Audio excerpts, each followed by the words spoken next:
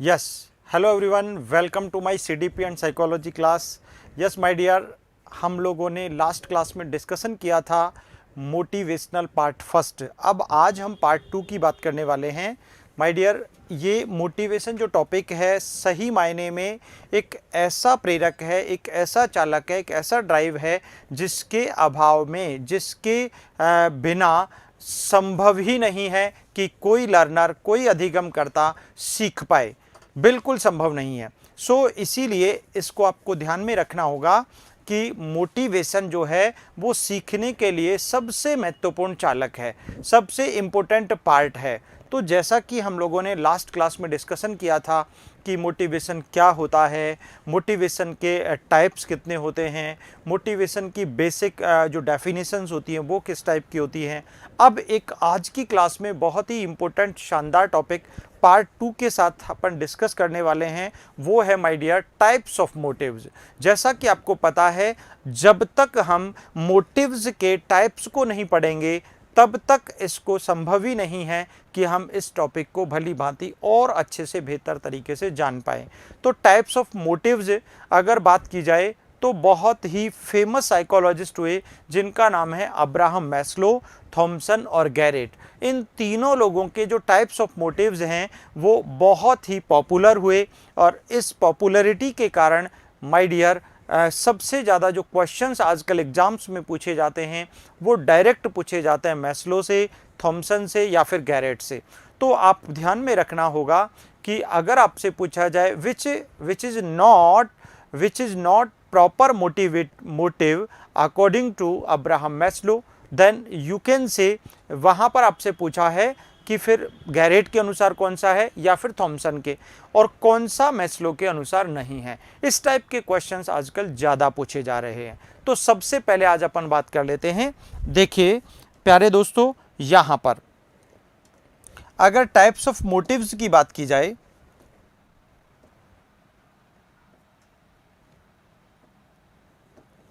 देखिए, तो types of motives की अगर अपन बात करें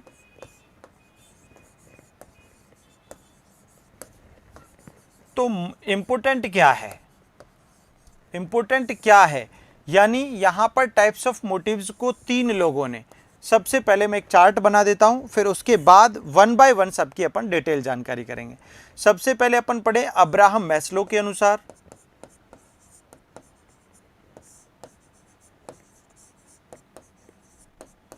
राइट। सेकंड नंबर पर हम पढ़ लेते हैं थॉमसन के अनुसार, और थर्ड नंबर पर हम पढ़ लेते हैं किसके अनुसार, गैरेट के अनुसार। किसके अनुसार, गैरेट के अनुसार। माय डियर, ये गैरेट, ये थॉमसन और ये अब्राहम मैस्लो। देखो मैस्लो मोटिव्स को टू टाइप्स में डिवाइड करते हैं। कितने टाइप्स में, टू टाइप्स में। इसी प्रकार थॉमसन भी टू टाइप्स में डिवाइड करते हैं, लेकिन गैरेट जो भाई साहब हैं ये तीन टाइप्स में डिवाइड करते हैं। कितने टाइप्स में, तीन टाइप्स में। It means there are three types of motives according to Garrett. Garrett के अनुसार मोटिव्स कितने प्रकार के होते हैं डियर, तीन प्रकार के होते हैं। कितने प्रकार के होते हैं बेटा, तीन प्रकार के होते हैं। इस बात को आपको ध्यान में रख लेना चाहिए। चलिए सबसे पहले मैस्लो की बात करें तो मैस्लो कहते हैं जन्मजात, इनबॉर्न और एक्वायर्ड, अर्जित। जन्मजात, इन्नेट और अर्जित, ये तो कहा है आपके मैस्लो ने। It means motives, there are two types of motives, then first is innate motive and second is acquired motive. ठीक है, there are two types of motives, जन्मजात और अर्जित। दूसरा प्रकार अगर अपन थॉमसन के अनुसार पढ़ें तो थॉमसन कहते हैं, दूसरे प्रकार के अनुसार थॉमसन का जो टाइप है वो होगा स्वाभाविक यानी नेचुरल, स्वाभाविक, और दूसरा होगा कृत्रिम यानी आर्टिफिशियल। कृत्रिम यानी आर्टिफिशियल। बहुत सिंपल है माय डियर, बहुत आसान है। देखो types of motives according to Thomson, two types. There are two types of motives according to Thomson. First is natural and second is artificial. ठीक है, दो प्रकार का होता है, अननेचुरल कह दो या आर्टिफिशियल कह दो, ठीक है। चलिए गैरेट के अनुसार पढ़ते हैं। तो गैरेट कहते हैं there are 3 types of motives. कितने टाइप्स होते हैं? 3 टाइप्स। पहला कौन सा होता है? साइकोलॉजिकल यानी मनोवैज्ञानिक। पहला कौन सा होता है? मनोवैज्ञानिक यानी साइकोलॉजिकल, ठीक है। दूसरा कौन सा होता है? रियर। दूसरा होता है सामाजिक यानी सोशल, और तीसरा होता है जैविक यानी बायोलॉजिकल। जैविक, बायोलॉजिकल या ऑर्गेनिक, आप कुछ भी कह दीजिएगा। तो प्यारे दोस्तों, यहां पर मोटिव्स को यानी प्रेरकों के प्रकारों को, टाइप्स ऑफ मोटिव्स को 3 मनोविज्ञानियों ने, इन तीनों के तीनों विद्वानों ने, इन तीनों के तीनों साइकोलॉजिस्ट ने मोटिव्स को बहुत अच्छे से प्रॉपर वे में डिफाइन किया है। और उसी के अकॉर्डिंग हम यहाँ पर सीखते हैं कि मोटिव्स वास्तव में गैरेट के अनुसार 3 टाइप्स के होते हैं, थॉमसन के अनुसार 2 टाइप्स के होते हैं, एंड ऑल्सो मैस्लो के अनुसार भी 2 टाइप्स के होते हैं। अब क्वेश्चन ये आता है जो बड़ा ही इंपॉर्टेंट है। देखो एक और ढंग से इसको अपन ऐसे समझ लेते हैं और अच्छे से समझ में आ जाएगा आपको। देखो सीधी सिंपल सी कहानी ये है, एक बार ध्यान से वापस समझते हैं इसी को। देखो मैं ग्रीन से इंडिकेट कर रहा हूं, सही मायने में जन्मजात जो होता है, जन्मजात यानी जो जन्म से प्राप्त है, जो जन्म से ही मिला है, जो आनुवंशिक जिसका परिणाम है, हेरिडिटी जिसका परिणाम है, क्लियर है। तो हेरिडेट्रियल जो होता है, जन्मजात जो होता है, वही तो स्वाभाविक होता है। स्वाभाविक का मतलब नेचुरल, नेचुरल मतलब जो जन्म से मिला है, अपने आप मिला है, अपने आप मिला है, नेचुरल मिला है, दैट इज स्वाभाविक। तो वास्तव में देखा जाए अब्राहम मैस्लो के अनुसार जो जन्मजात है वही थॉमसन के अनुसार स्वाभाविक है, और जो थॉमसन के अनुसार स्वाभाविक है वही वास्तव में जैविक है। जैविक का मतलब उस जन्म के साथ, उस जीव के साथ जन्म से आया है, उसकी माँ के पेट से आया है, उसे हम लोग जैविक, बायोलॉजिकल कह देते हैं। Is it clear dear? तो वास्तव में देखा जाए तो इन तीनों लोगों में सिमिलरिटीज हैं एक किसी खास बिंदु को लेकर। किसको? जहां पर मैस्लो जिस प्रेरक को जन्मजात कहते हैं, इन्नेट कहते हैं, इनबॉर्न कहते हैं, उसी को थॉमसन नेचुरल कह देते हैं, और उसी को गैरेट जैविक या बायोलॉजिकल कह देते हैं। बात तीनों की एक है, सिर्फ नाम का डिफरेंस है, केवल नेम का डिफरेंस है, बाकी तीनों कहते एक ही बात हैं। ये बात आपको खोपड़ी में इंसर्ट कर लेनी चाहिए। बात क्लियर है?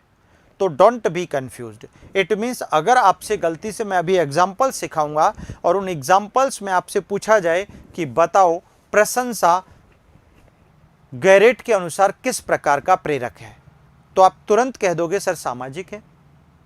अगर यही पूछा जाए प्रशंसा जो एप्रिसिएशन है वो थॉमसन के अनुसार कौन सा प्रेरक है, आप तुरंत कह दोगे सर कृत्रिम है, बाह्य है। अगर आपसे पूछा जाए सर मैस्लो के अनुसार प्रशंसा, appreciation which type of motive, किस टाइप का मोटिव है, तो आप कह दोगे सर अर्जित है। कैसी है? अर्जित।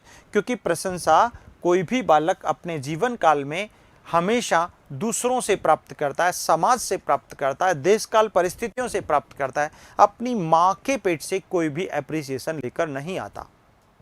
Is it clear? कितना सरल क्वेश्चन है।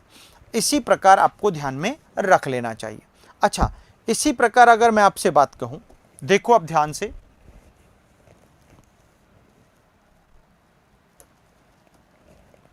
भाई जो अर्जित है थॉमसन के अनुसार वही, सॉरी मैस्लो के अनुसार वही की वही यहां पर कृत्रिम है थॉमसन के अनुसार, और जो थॉमसन के अनुसार कृत्रिम है वही गैरेट के अनुसार सामाजिक है। वही गैरेट के अनुसार क्या है? सामाजिक है। ये जो डायग्राम मैं बना रहा हूं इसको अगर आपने खोपड़ी में इंसर्ट कर लिया तो कभी जिंदगी में प्रॉब्लम नहीं आए, ये प्रॉमिस करता हूं। तो अब्राहम मैस्लो के अनुसार जो एक्वायर्ड है वही यहां इसके अनुसार अननेचुरल या आर्टिफिशियल है, और इसके अनुसार गैरेट के अनुसार वही सोशियल है। That's all. अब बचता है गैरेट का केवल मनोवैज्ञानिक, अकेला मनोवैज्ञानिक और बच जाता है।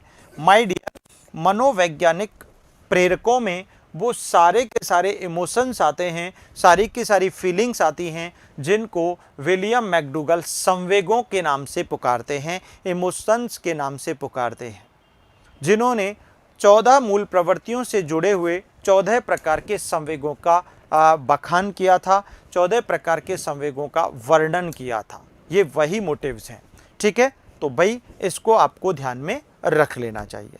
अब आगे और बात कर लेते हैं। देखो भाई ध्यान से, मैंने अभी आपको बताया कि एक तरफ अगर मैं यहाँ पर जन्मजात को अगर मैं आनुवंशिक कह दूं तो भी बात वही हो गई, हेरिडिटरी। या फिर इसको मैं अगर जन्मजात आनुवंशिक वंशानुक्रम कह दूं तो भी बात वही है, ठीक है। वंशानुक्रम के अलावा अगर मैं इसको स्वाभाविक कह दूं तो भी बात वही है। अगर मैं इसको यहां पर जैविक कह दूं, बायोलॉजिकल, तो भी बात वही है, ठीक है। अगर मैं इसको आंतरिक कह दूं क्योंकि जन्म से लेकर आया आंतरिक है, तो भी बात वही है, ठीक है ना। ध्यान से समझते जाओ, कहीं कोई अंतर नहीं है। और ये सारे के सारे जो प्रेरक हैं, ये सारे के सारे जो प्रेरक हैं, ये कहीं ना कहीं हमारे जन्मजात कारकों से संबंधित हैं। और जन्मजात कारक कौन कौन से होते हैं? भूख है एग्जाम्पल के तौर पर, प्यास है, काम प्रवृत्ति है, निद्रा है, सेक्सुअल क्रियाएं, मैथुन क्रियाएं हैं आदि, ठीक है। ये सब कुछ इसमें आ जाएगा। दूसरी तरफ अपन बढ़ते हैं। दूसरी तरफ आता है अपना यहां पर, देखो भाई जो सामाजिक है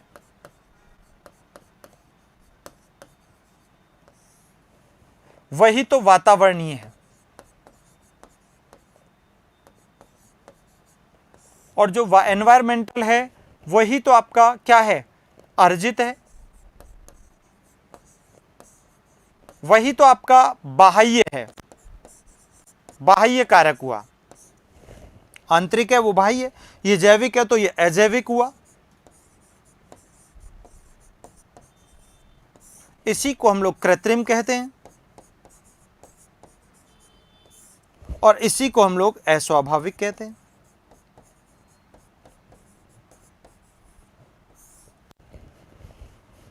ठीक है, मतलब सेम एक ही वर्ड के बहुत सारे सिमिलर वर्ड्स बता रहा हूं। चीजें एक ही है, अभी भी व्यक्ति एक ही है, बालक एक ही है, सिर्फ उसके नाम अलग अलग हैं। स्कूल में उसका नाम मोहनलाल है, घर पर उसका नाम मोनू है, और रास्ते में उसका दोस्तों के द्वारा रखा गया नाम लफंगा है तो बालक एक ही ना। ठीक वैसे ही कंटेंट या प्रेरक तो एक ही है, सिर्फ उसके नाम बहुत सारे हैं। सोशल है, एनवायरमेंटल है, एक्वायर्ड है, एक्सटर्नल है ना, अनबायोलॉजिकल है, आर्टिफिशियल है या अननेचुरल है, हो गया। इसी प्रकार इसको हम लोग इन्नेट कह दो, हेरिडिटरी कह दो, नेचुरल कह दो, बायोलॉजिकल कह दो, इंटरनल कह दो। ठीक है बेटा, इसी को आपको ध्यान में रख लेना चाहिए। अब देखो ध्यान से, भाई सीधी सी बात है, इनके कारक कौन कौन से हैं? जैसे सम्मान, प्रतिष्ठा, एग्जाम्पल के तौर पर प्रतिष्ठा है ना, डिग्निटी जिसे कहते हैं, रिस्पेक्ट, डिग्निटी, प्रतिष्ठा, आदत, हैबिट, प्रशंसा, एप्रिसिएशन, पुरस्कार, प्राइज, निंदा, ठीक है, आदि। ये सभी बाह्य कारक हैं। अब बचता है कौन? अब बचता है आपका मनोवैज्ञानिक कारक। ये दो प्रकार के कारक मैंने आपको बता दिए। सही मायने में ये दो प्रकार के महत्वपूर्ण प्रेरक होते हैं। ठीक है ना, प्रेरक, तीनों मनोविज्ञानियों को इसमें इंक्लूड कर दिया मैंने और इसको पूरे चैप्टर को अच्छे से डिस्क्लोज कर दिया। अब देखो, आपसे क्वेश्चन नोट डाल के मैं लिख दूं यहां पर, अगर आपसे पूछेगा गैरेट के अनुसार मनोवैज्ञानिक प्रेरक कौन सा है, मनोवैज्ञानिक प्रेरक,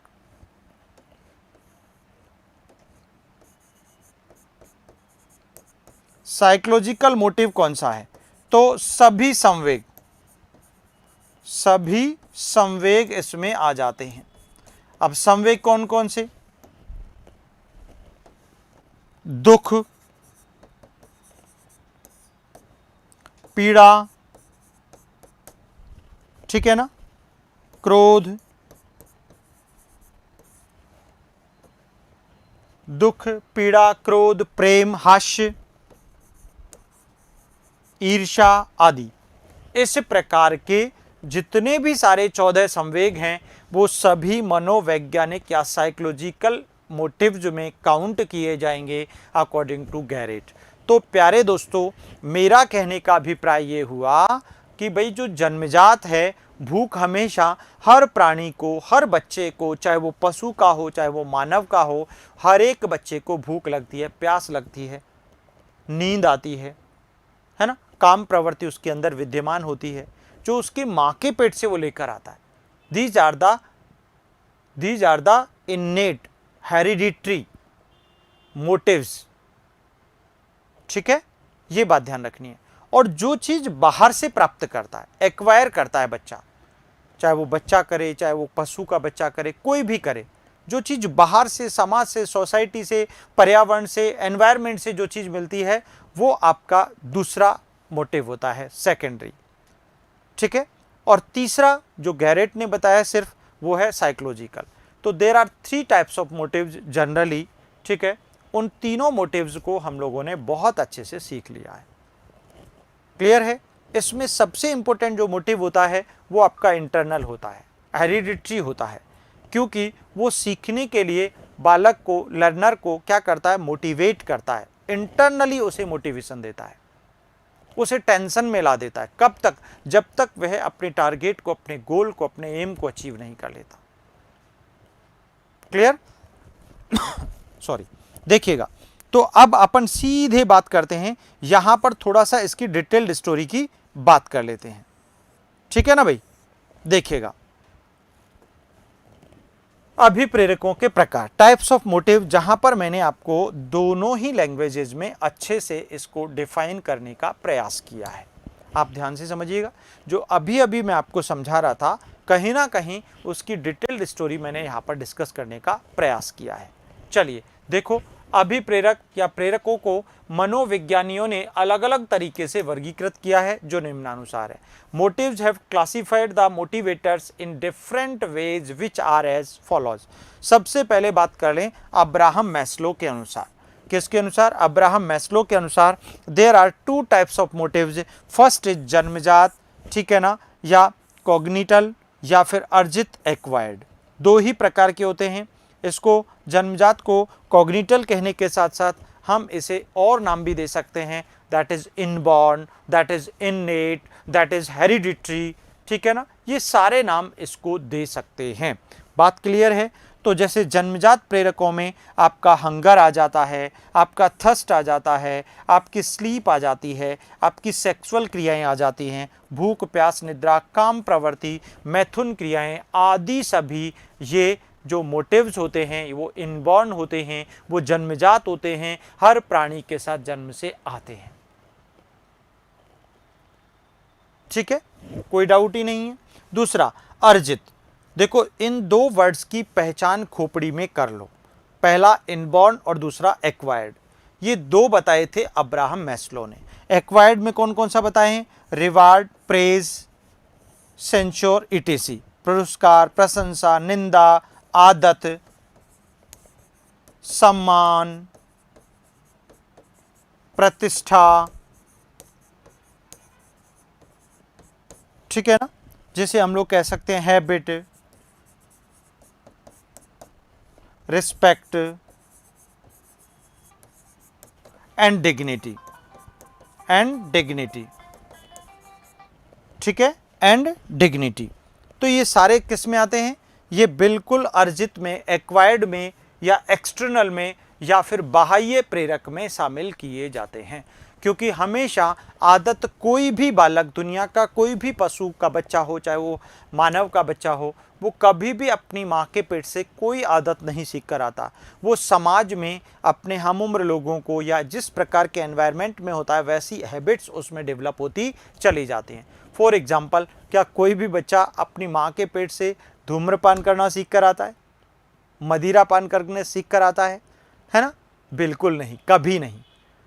तो वो कहाँ सीखता है? वो समाज में सीखता है, वो अपनी मित्र मंडली के साथ सीखता है, वो अपनी संगति में सीखता है। इसी को हम लोग क्या कहते हैं? एक्वायर्ड मोटिव्स कहते हैं, अकॉर्डिंग टू अब्राहम मैस्लो। बात क्लियर हो गई क्या?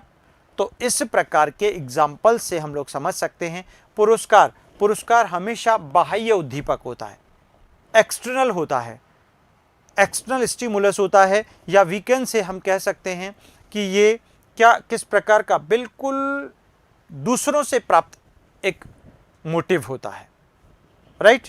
जैसा कि आपको मैंने बताया भी था कि मोटिवेशन जो होती है, बेसिक जो मोटिवेशन होता है वो भी 2 टाइप्स का होता है, पॉजिटिव एंड नेगेटिव। पॉजिटिव में हमने कौन कौन से मोटिवेशंस, प्रेरकों को, मोटिव्स को इंक्लूड किया था? वो आपके इंटरनल थे, और नेगेटिव में हमने एक्सटर्नल को यूज़ किया था, ठीक है ना? सेम एज अब उसको हम लोग types of motives literally Maslow, Garrett और थॉमसन के अनुसार सीख रहे हैं, बस और कुछ भी नहीं है, ठीक है? चलिए आगे बढ़ते हैं। थॉमसन के अनुसार स्वाभाविक, नेचुरल और सिंथेटिक या आर्टिफिशियल, कृत्रिम, अननेचुरल। इसको अननेचुरल भी कह सकते हैं आप चाहे तो, ठीक है ना? अननेचुरल, आपको पता है इसका संबंध वही आनुवंशिकता, हेरिडिटी से होता है या वंशानुक्रम, और इसका संबंध आपकी बाह्य यानी वातावरणीय से होता है। बात दोनों की सेम है, कहीं इसमें कोई डाउट नहीं है। क्लियर? चलिए आगे बढ़ते हैं और गैरेट के अनुसार और सीख लेते हैं। गैरेट कहते हैं भाई, गैरेट के अनुसार 3 प्रकार के होते हैं। जैविक, अब जैविक का मतलब वही आपका जन्मजात है, इन्नेट है, इनबॉर्न है, ठीक है ना? आनुवांशिक है, आनुवांशिक है। क्लियर? बात वही है। सोशल, सामाजिक। दूसरा है सामाजिक, सोशल। कौन सा है? सोशल, सामाजिक। और सामाजिक यानी समाज से प्राप्त, यानी दूसरों से प्राप्त। इसको हम कह सकते हैं दूसरों से प्राप्त, है ना? एक्वायर्ड फ्रॉम अदर्स, दूसरों से प्राप्त।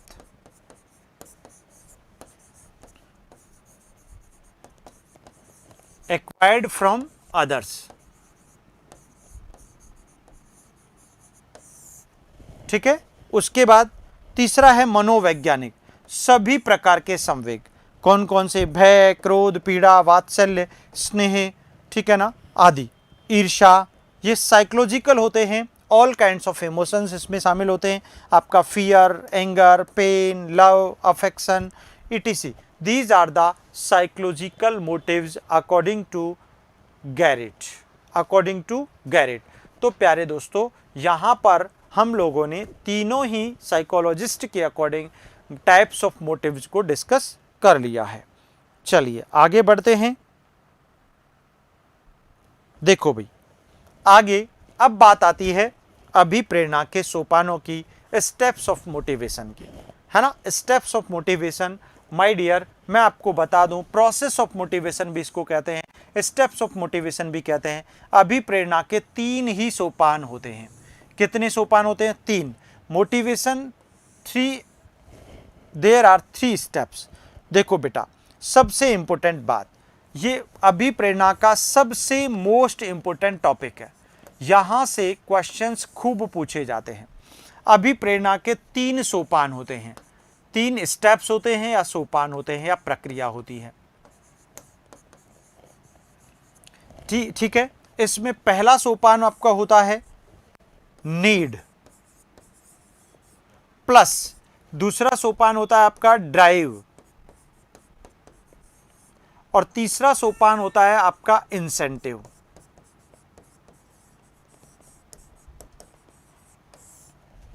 ठीक है ना, दोनों के बीच में प्लस लगा है, मतलब तीनों एक दूसरे से जुड़ते चले जा रहे हैं, और इन तीनों का योगफल जो होता है, इन तीनों का योगफल कहलाता है मोटिवेशन।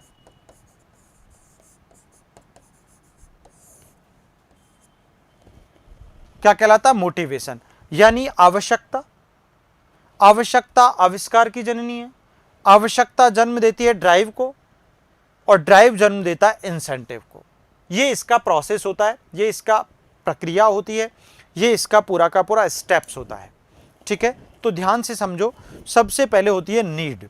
कौन सी होती है? नीड, आवश्यकता। अब ये आवश्यकता है क्या चीज? सीधी सी बात है, आवश्यकता क्या चीज है?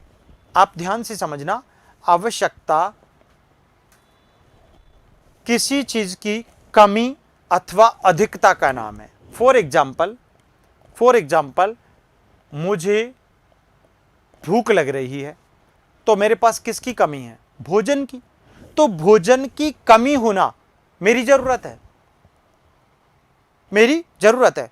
बहुत ज्यादा गर्मी पड़ रही है, तो फिर मुझे जरूरत है कि ठंड, मुझे कूलर, एसी, फैन की जरूरत है। तो ये जो जरूरत है, ये हमारी कमी को डिफाइन करती है या फिर अधिकता को डिफाइन करती है। या तो कमी को डिफाइन करेगी या अधिकता को डिफाइन करेगी। समझना ध्यान से, दो बातें होती है, या तो कमी या फिर अधिकता, बहुतायत, दो ही बातें होती है। इसीलिए आप ये बात ध्यान से समझो, need, drive and incentive. Need, drive and incentive. Need आवश्यकता, ड्राइव चालक जो आपके अंदर विद्यमान है। चालक हमेशा अंदर ही होता है, बाहर का तो मामला ही नहीं है। और अंदर कौन कौन है आपके पास? मेरे पास, आपके पास, हर मानव के पास, हर बच्चे के पास, हर प्राणी के पास, चाहे वो पशु हो, चाहे वो जानवर हो, चाहे वो कोई भी हो, पक्षी हो, डजंट मैटर, चाहे वो पेड़ पौधे ही क्यों ना हो, उनके अंदर एक ड्राइव होता है। ड्राइव, एक ड्राइवर होता है जो उनके उस तने रूपी, उस शरीर रूपी साधन को चलाता है। और वो ड्राइवर कौन होता है? आपकी भूख, आपकी प्यास, आपकी निद्रा, आपकी काम प्रवृत्तियां, आपकी मैथुन क्रियाएं, आपकी इच्छाएं, आपको सर्दी या गर्मी का एहसास, अनुभूति, भाव, ये सभी हमारे ड्राइवर्स होते हैं। फॉर एग्जाम्पल, मुझे भूख लग रही है, तो मैं, मेरे भूख रूपी उस ड्राइवर ने कहा, शरीर रूपी साधन से कहा कि चलो भोजन के पास, और मैं गया भोजन के पास, जहाँ पर माँ किचन में खाना बना करके रख देती है। मैं वहाँ पहुँचा तो वहाँ पर भोजन नहीं मिला। तो इस भूख रूपी चालक ने, ड्राइवर ने मुझे और परेशान किया, मैं और उद्वेलित हुआ और सीधा पड़ोसियों के घर दौड़ कर गया।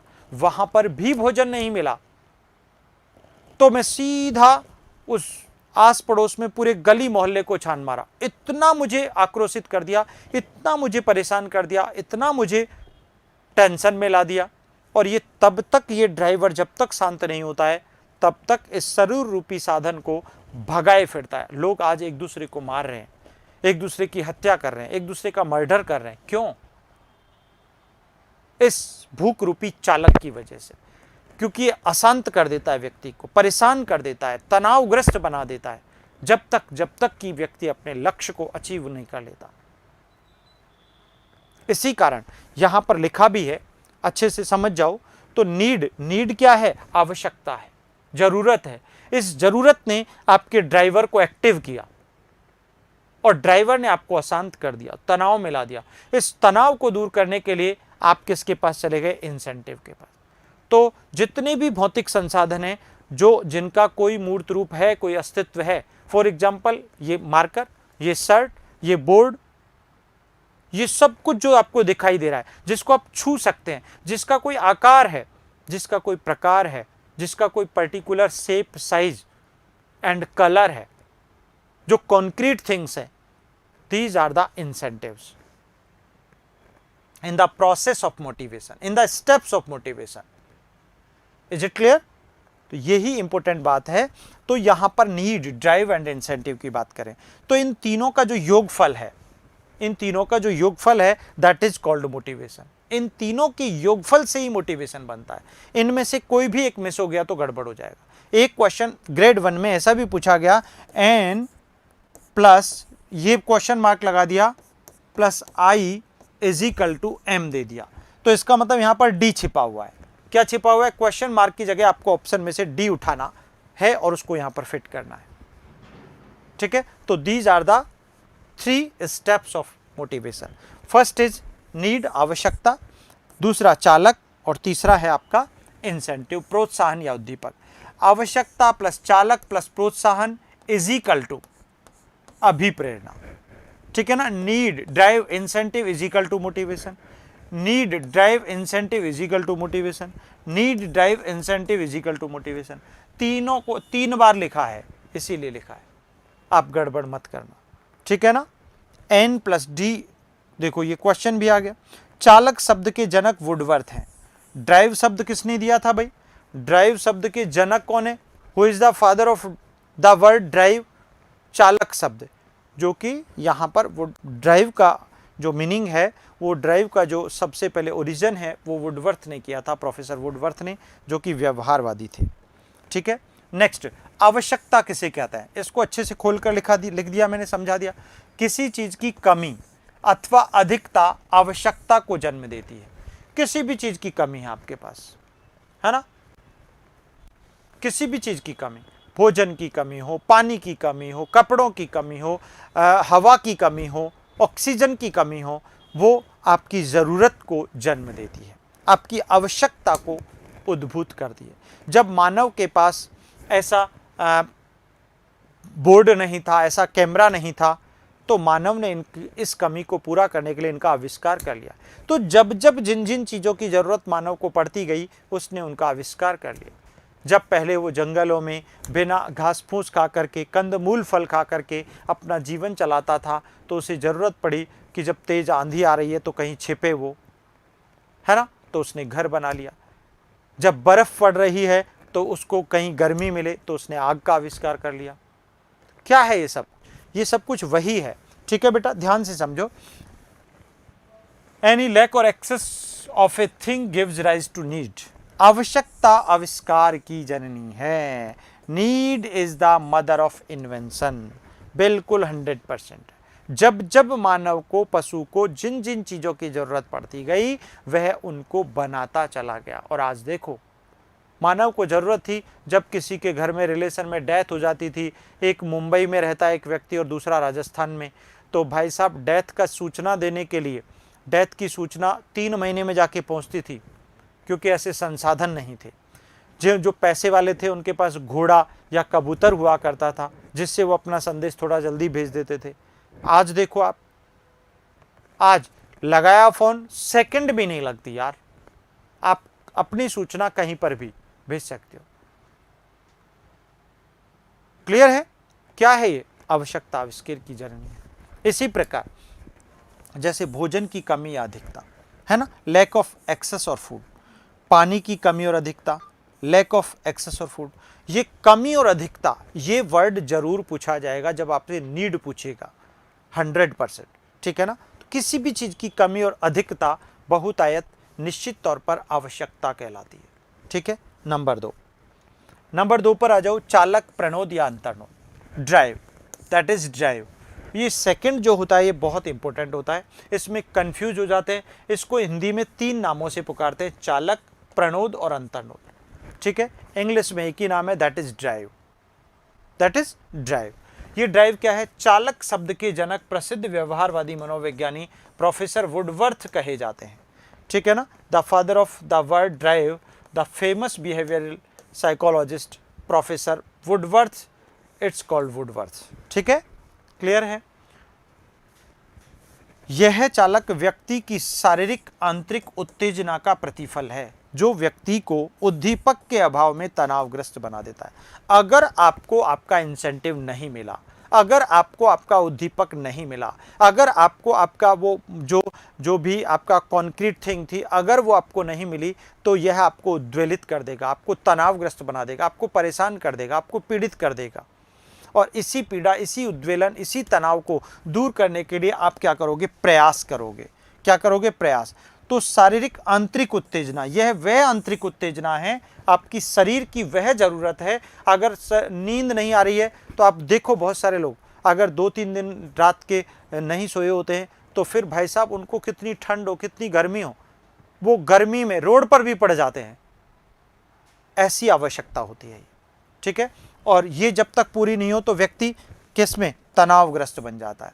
फिर इस तनाव को दूर करने के लिए, तनाव से बचने के लिए, किससे? तनाव से बचने हेतु व्यक्ति लक्ष्य या उद्दीपक प्राप्ति हेतु तब तक प्रयास जारी रखता है जब तक कि वह चालक न्यूनता की स्थिति में न पहुंच जाए, अर्थात संतुष्ट न हो जाए, जैसे भूख, प्यास, निद्रा, काम आदि।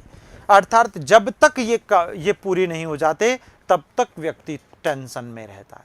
आपने देखा है सिगमंड फ्रायड तो हमारे सीडीपी में, साइकोलॉजी में ये तक कहते हैं कि अगर व्यक्ति की कामोत्तेजक इच्छाएं रोक दी जाएं, वो पूरी ना हो, उनको दमित कर दिया जाए, तो व्यक्ति कुंठा, भगनासा, तनाव, दुश्चिंता का शिकार हो जाता है और ऐसी स्थिति में वो कुछ भी कर सकता है, रेपिस्ट भी बन सकता है।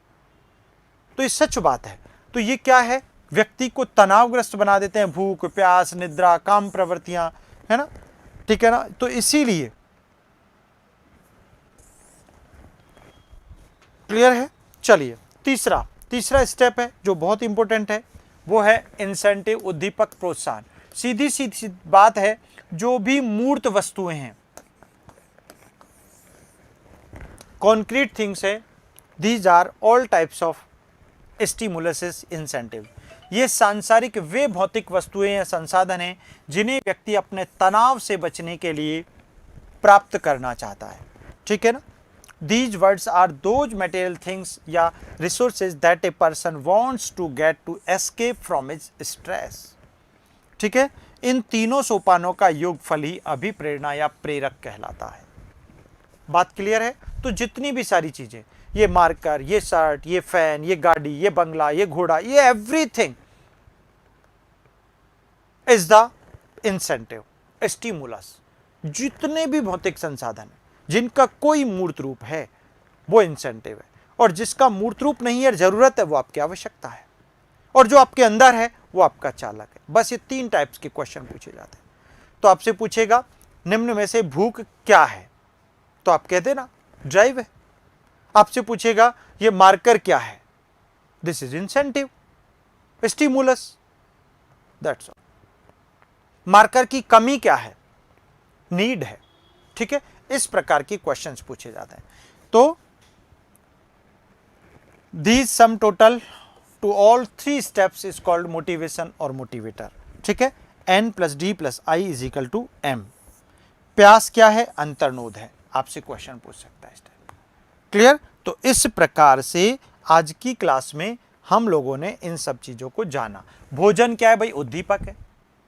भोजन की कमी क्या है, आवश्यकता है। जबकि विकास व आनुवंशिकता वातावरण की गुणनफल होते हैं, है ना। विकास जो होता है ना, वो आनुवंशिकता और वातावरण का गुणनफल है। ये बात भी यहां पर नोट डाल के लिख दी है मैंने। विकास जो होता है वो वातावरण और आनुवंशिकता का गुणनफल है, लेकिन मोटिवेशन जो है वो नीड, ड्राइव और इंसेंटिव का योगफल है। तो योगफल और गुणनफल के दोनों क्वेश्चंस को मैंने थोड़ा सा क्या किया है, डिफरेंस इसमें क्रिएट किया है, डिफरेंशिएशन आपको प्रोवाइड किया है, ठीक है। आनुवंशिकता, मल्टीप्लिकेशन, एनवायरमेंट = विकास कहलाता है, ठीक है ना। लेकिन मतलब हेरिडिटी, मल्टीप्लिकेशन, एनवायरमेंट = डेवलपमेंट, ठीक है ना। अभिप्रेरणा चक्र या चक्रीय अभिप्रेरणा की बात करेंगे अब इसके आगे की क्लास में, ठीक है दोस्तों। तो यहाँ तक की क्लास आज हमने पढ़ी, समझी, जानी। आशा है, उम्मीद है मेरे सभी लाडले विद्यार्थियों को ये क्लास बहुत पसंद आई होगी, मस्त मज़ा आया होगा, क्योंकि ये बहुत इंपॉर्टेंट चैप्टर है मोटिवेशन। और मोटिवेशन से क्वेश्चन हर हाल में, चाहे आप PGT KVS दें, चाहे आप DSSS भी दें, चाहे आप UP का कोई भी टीचर ग्रेड का एग्ज़ाम दें, आप बिहार का दें, आप हिमाचल का दें, मैटर नहीं करता। आप भारत के किसी भी स्टेट के टीचर ग्रेड का एग्ज़ाम दें या फिर आप UPSC में जाएं, तो आपको साइकोलॉजिकल, ये एक बहुत ही इंपॉर्टेंट टॉपिक है, कंटेंट है, जहाँ से रेगुलरली क्वेश्चंस पूछे जाते हैं हर एक टाइप की एग्ज़ाम्स में, ठीक है, और वैसे भी हमारी जनरल लाइफ के लिए ये इम्पोर्टेंट पार्ट है। ठीक है, तो दोस्तों आज की क्लास में हम लोगों ने दो बातें इंपॉर्टेंट सीखी। एक तो था टाइप्स ऑफ मोटिव्स, जो हम लोगों ने मैस्लो, थॉमसन और गैरेट के अनुसार सीखा, और दूसरा था स्टेप्स ऑफ मोटिव्स या process of motivation. This is very important. इसमें भी हम लोगों ने 3 पार्ट्स पढ़े और वहाँ पर भी हम लोगों ने 3 लोगों के अनुसार मोटिव्स को अच्छे से डिफाइन किया। अब अपन अभिप्रेरणा चक्र की कहानी पढ़ेंगे और साथ साथ अभिप्रेरणा के सिद्धांत पढ़ेंगे, लेकिन ये सब बातें करेंगे अपनी अगली क्लास में। ठीक है, तो आज के लिए इतना ही। धन्यवाद, नमस्कार, थैंक यू।